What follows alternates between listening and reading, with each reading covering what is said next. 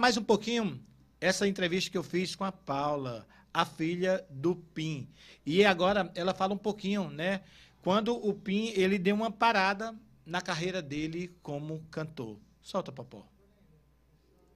Tá certo, sim. Tá certo. Tem alguns recadinhos aqui, daqui a pouco eu vou falar. Vai, Popó.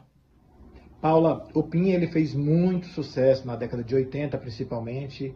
As suas músicas eram bem executadas em todas as emissoras de rádio, nos programas de televisão, aqui e fora também do estado do Ceará. E ele fazia muitos shows. Eu me lembro que eu passava, por onde a gente passava, a gente via as faixas de um poste para outro anunciando o show do Pim. Quando foi que o Pim decidiu parar com a sua carreira musical? Eu sei que eu fui criada, eu lembro assim de alguns lapsos assim da minha infância, que eu lembro dele aqui em Fortaleza fazendo show e a minha mãe acompanhava. Então ela levava nós três pequenos, armava o colchão atrás da torre do som, enquanto o papai fazia show a gente estava dormindo, até ele terminar de fazer show. Eu achava o máximo isso. Só que eu acho que quando ele decidiu foi porque ele quis mudar. Sabe quando você está numa fase da sua vida e você diz assim, não, eu quero mudar, eu quero fazer outra coisa.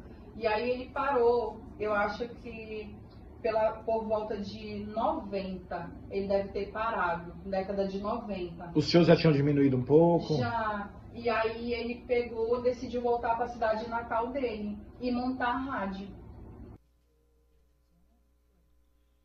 E mesmo dando uma pausa na sua carreira como cantor, ele queria continuar com a proximidade com o público. O que foi que ele fez? Ele montou uma rádio, que foi a Rádio Voz do Povo. O Pim sempre foi muito popular e sempre muito querido. Lá na cidade que vocês moravam, então ele tinha um programa na rádio, era aquela rádio comunitária, aquela rádio que tinha radiadora nos postes, e ali ele era um tremendo sucesso. Ali ajudava no sustento de vocês? Sim, ele tem essa rádio desde 96, se eu não me engano. Qual era o nome da rádio? Voz do Povo, Voz a do Povo. FM do Pim.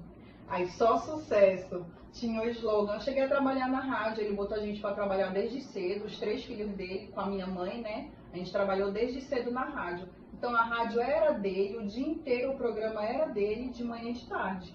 Mas tinha um horáriozinho que eu fazia, meu irmão fazia, para poder ajudar ele também, para ele poder sair e resolver as coisas. E ajudou muito no nosso sustento. Tanto é que a gente nunca passou fome nem necessidade. Nos criamos dessa forma, trabalhando desde cedo e ele sempre ajudando. É porque a grande realidade é que o artista, ele quer ficar perto do público. Na verdade, com a rádio, o Pim artista estava bem vivo, né? Porque ele tinha um contato com o povo, tocava as músicas dele que o pessoal gostava de ouvir. A rádio, então, a emissora tinha muita audiência ali. Muita audiência, tanto é que a maioria dos comércios da cidade eram nossos anunciantes, né?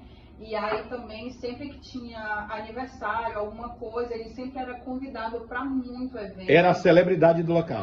Porque ele é muito simpático, muito querido, sempre foi, Sempre né? foi uma característica dele. Demais, até hoje, né? Se ele voltar na cidade, se ele não voltar, tá todo mundo perguntando, e o seu pai, como é que tá? Saúde, melhoras, então tá todo mundo sempre muito carinhoso com o papai.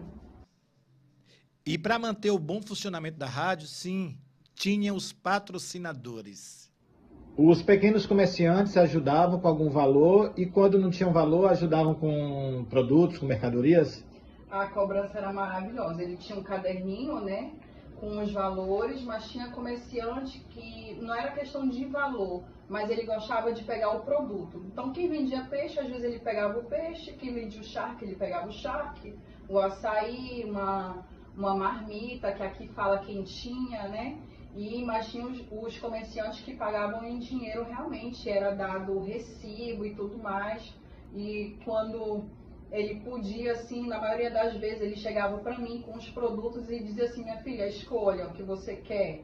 E aí eu ficava muito feliz porque era maravilhoso. E o lado bom é que tudo sempre ia dando certo. Nessa época vocês chegaram a passar alguma dificuldade financeira? Não, eu nunca observei. Não era fácil, mas sempre dava certo. Sempre. Nunca faltou comida na nossa mesa, nosso café da manhã. As nossas escolas sempre foram públicas, porque lá eu achava ótimo o ensino. Se eu queria bicicleta, ele me dava bicicleta, se eu precisava de alguma coisa, mas nada assim que hoje em dia as crianças querem, tipo um celular, alguma coisa assim, mas ajudou muito no nosso sustento, a gente nunca passou necessidade.